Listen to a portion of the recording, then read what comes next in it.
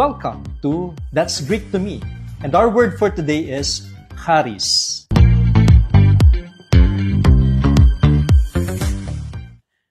Dear friends, Irene Humin, peace be with you. This is Father Joel Kamaya, Salesian of Don Bosco, and welcome to That's Greek to Me, and our word for today is charis.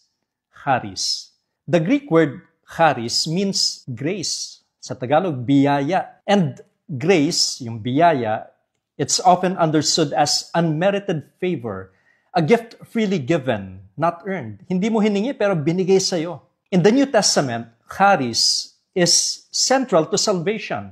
We read in Ephesians chapter 2, verse 8, "For by grace, charis, you have been saved through faith. And this is not from yourselves. It is a gift of God."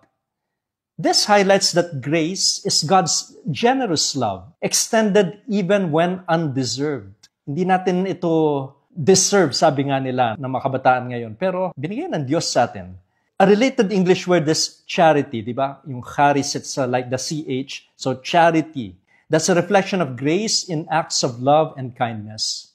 Understanding grace invites us to live with gratitude and extend forgiveness and kindness to others. Just as God gives us unmerited favor, we're called to show grace to those around us, even when they do not deserve it. And so we ask, how can you extend grace to someone today?